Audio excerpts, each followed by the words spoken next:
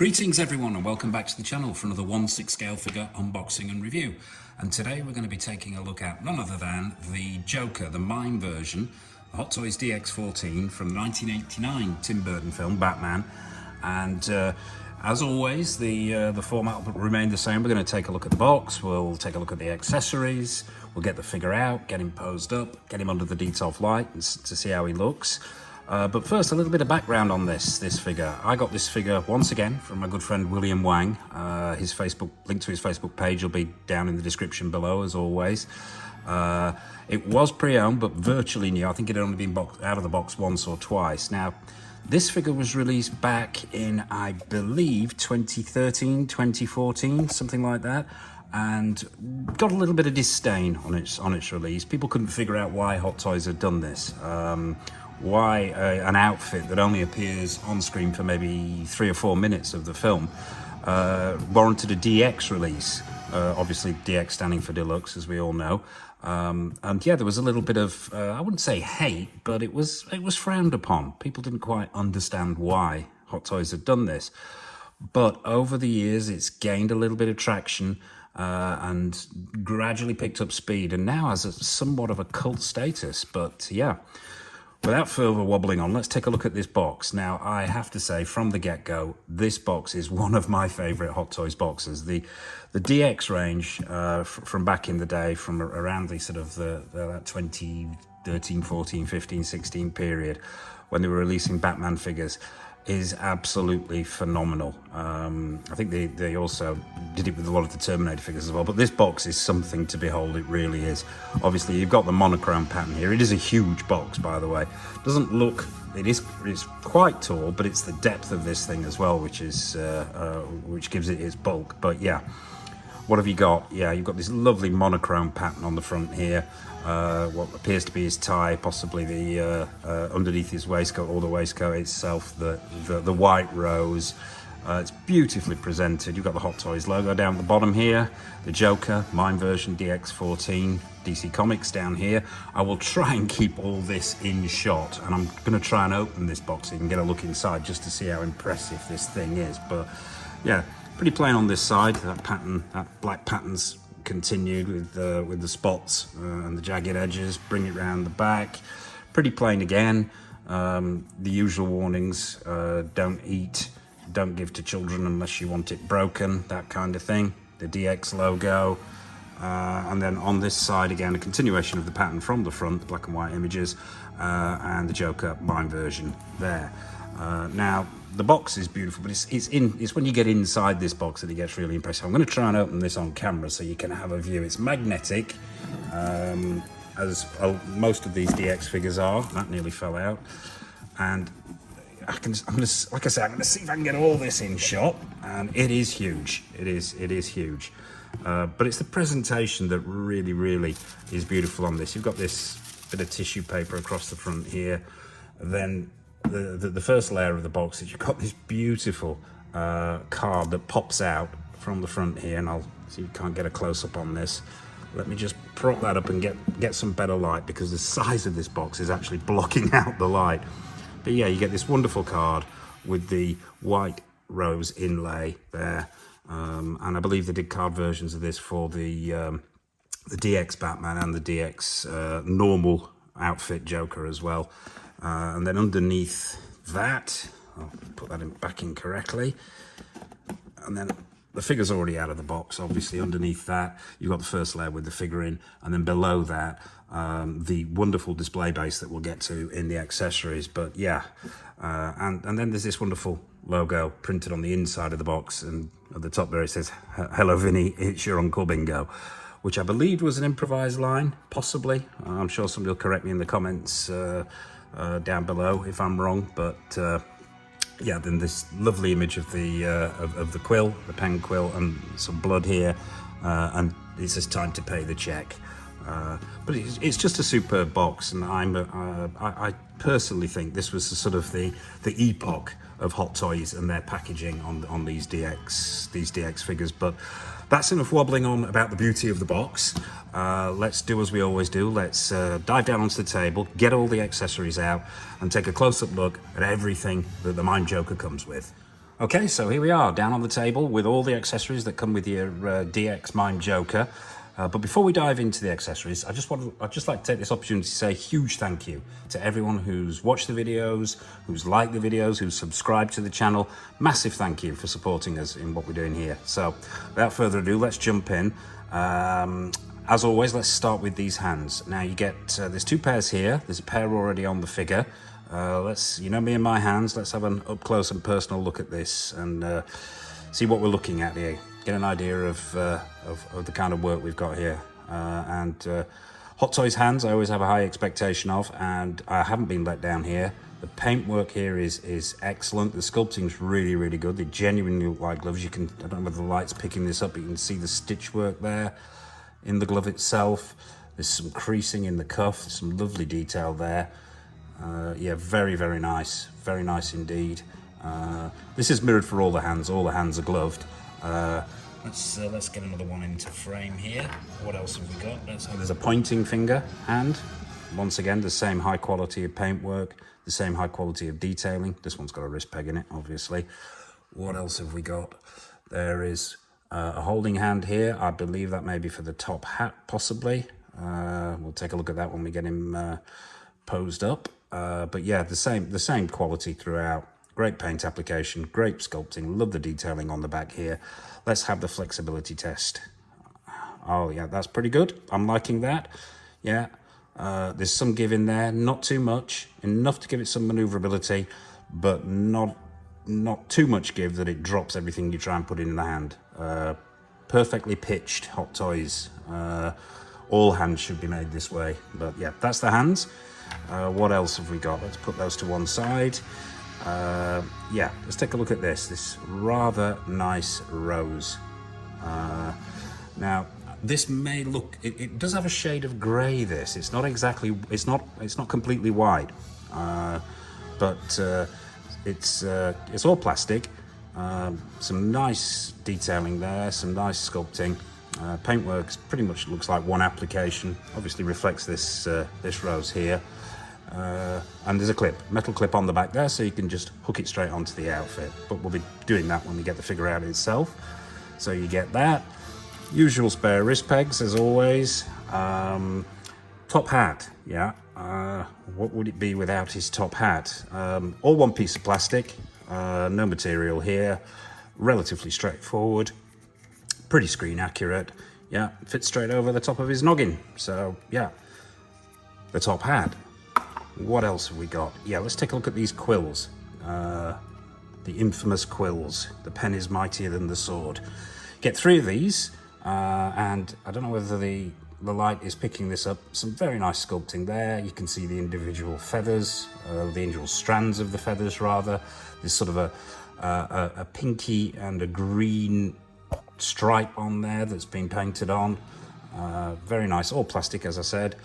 You've got the metal tip here as well, not particularly sharp, but yeah, these things are very, very small, so be careful with these. I'm assuming these can get lost very, very easily, and I am terrible for losing tiny accessories. So yeah, you get 3 of those in total. What else have we got? Set of instructions, unopened, typical mail. Throw the instructions to one side, just jump straight in.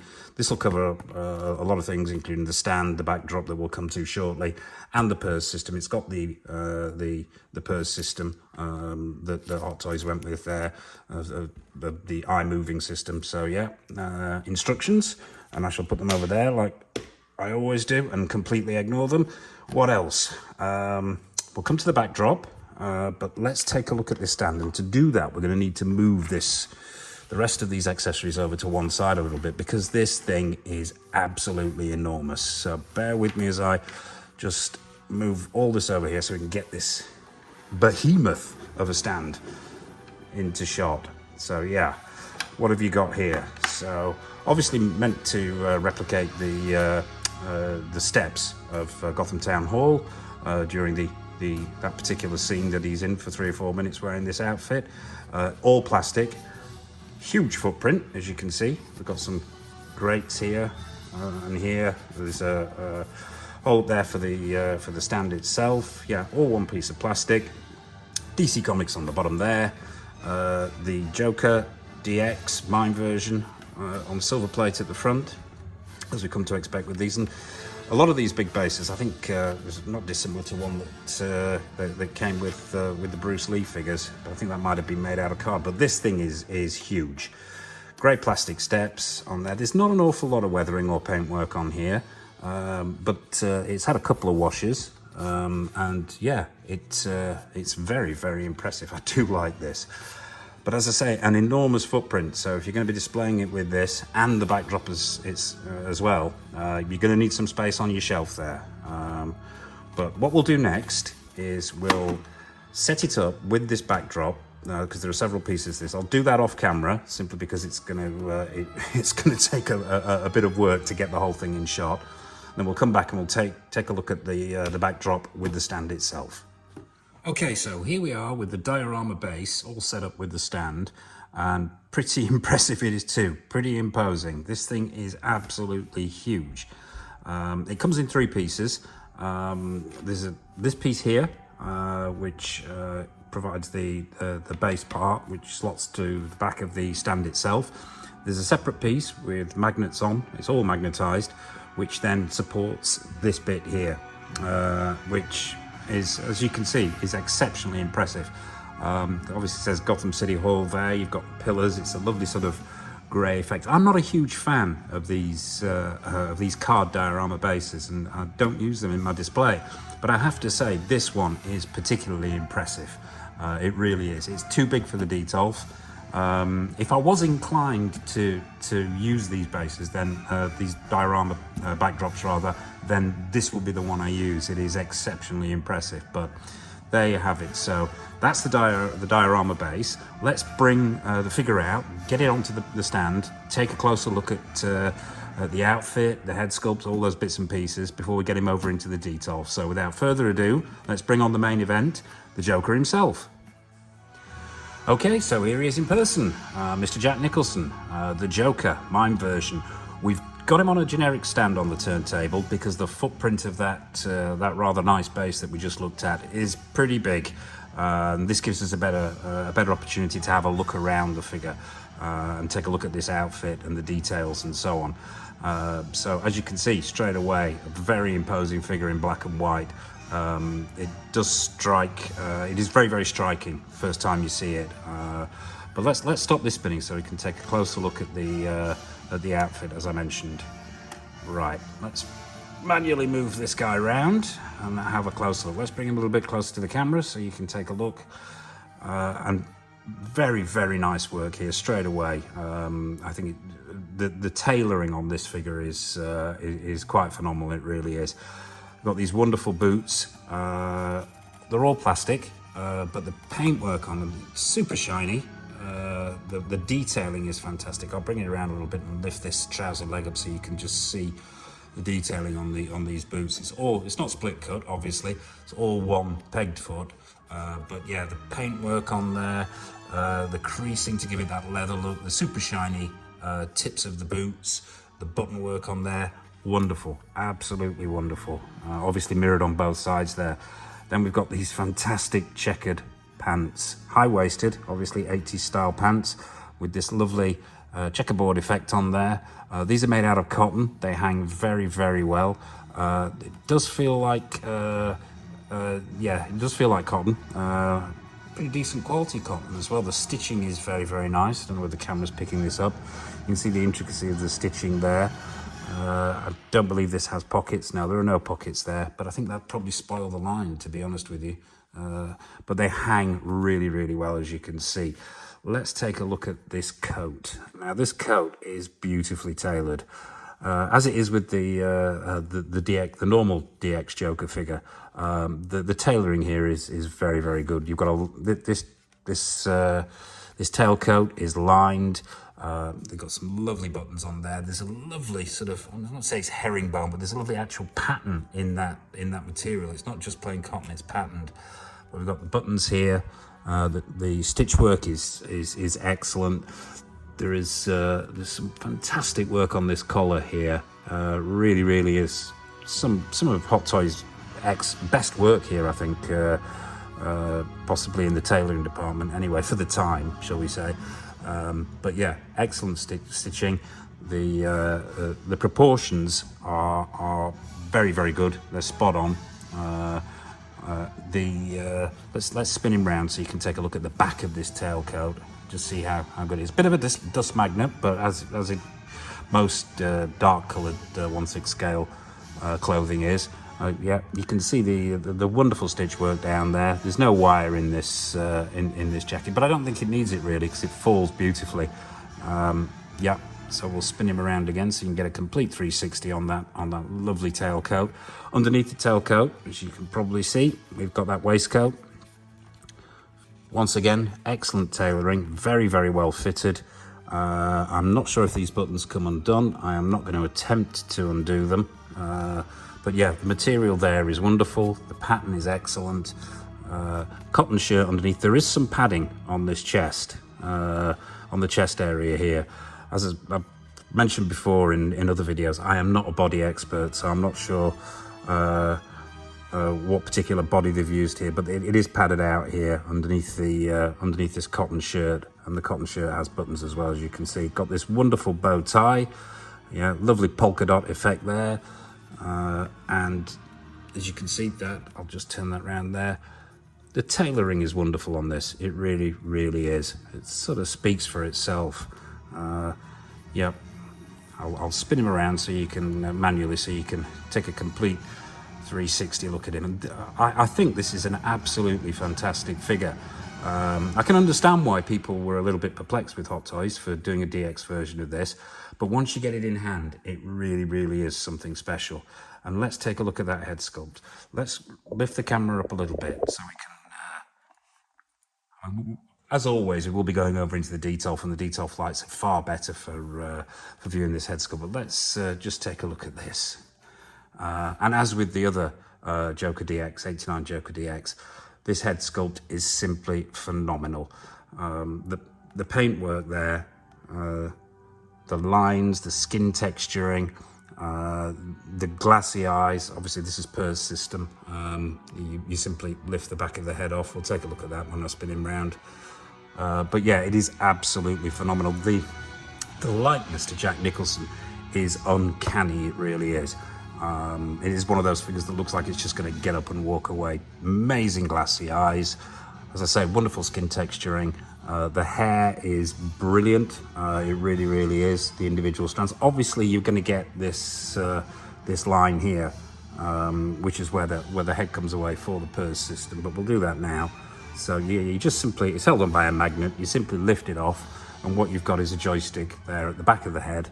And yeah, simply wiggle that around gently to find the eye position that you want. And it's a great idea because actually moving the eyes can really, really change an expression. When you've got a static head sculpt, a simple movement of the eyes can really, really alter the persona of the character. So, yep, great thinking there from Hot Toys. Let's put that back on it. As I say, it does create a little bit of a seam, but really, I tend to pose this with the top hat on, so you lose a lot of that seam anyway. But really, it's not that obvious. So let's bring him back round again. I cannot say enough good things about this head sculpt. I think it's up there with some of Hot Toys' best work. I really do. The range of motion in that, as it's a fixed head, there's only the one head sculpt. The range of motion's a little bit more limited, but it's pretty good. As you can see here, you can get the full forward, backward motion, both sides. Yeah, you've got a pretty decent range of motion in there for a fixed head sculpt. So there you have him. That is Jack Nicholson, the MIME Joker from the '89 Batman. As always, what we're going to do next is we're going to get him into a little bit of a pose. We're going to be using that base that we saw earlier, get him into the detolf. I won't be using this backdrop, unfortunately, simply because of its size. But yeah, let's get over to the detolf and let's see how he looks when he's displayed. Okay, so here we are over in the detolf with the MIME Joker. We've got him on the base that came with it. As I said before, we won't be using the diorama backdrop simply because it won't fit into a detolf. As I mentioned before as well, I'm not using the waist clamp here. I've got him rather precariously leaning up against the slightly larger one. As I've said, I'm concerned that waist clamp is a little bit too small, and actually getting it underneath that tailcoat can be problematic. So I would recommend personally not using it, but that's just my choice. So how does he display? Well, that one pretty much speaks for itself. This is a hell of an imposing figure, it really is. The monochrome pops under the Detolf lights. As always, I would go on about shelf presence here, but yeah, we've got that in abundance with this figure. We've got that magnificent head sculpt, the wonderful tailoring on this outfit, the screen accuracy, everything about this figure is reeks of class. Well done, Hot Toys, absolutely. And I'm so glad that this figure has gained traction over the years, because it really is worth a bit of love. It is. Let's have a closer look. Just take a look at the detailing on this outfit. It is a bit of a dust magnet. It needs a clean. I've handled it getting into the shelf, but yeah, I mean, the attention to detail here, that wonderful costume, that wonderful outfit, yeah, everything about it is amazing. Let's get a closer look at that head sculpt. Now, really, when it gets better the closer you get with this head sculpt. It really is something special. Absolutely fantastic work from Hot Toys. Some of their best, I think. I really do. And for a figure that met a bit of a frosty reception, I'm so glad I've got it in the collection. So there you have it. 1989 Batman, the Mime Joker, as portrayed by Mr. Jack Nicholson. And what a wonderful piece it is too. I hope you've enjoyed this video. Please hit the like button. Please hit the subscribe button. We've got plenty more content coming up. Too much to list here. I think what's next is we're going to be taking a bit of a deep dive into some horror for a Halloween special. But that's coming up soon. So all it remains for me to say is thank you for watching. Look after yourselves, and happy collecting.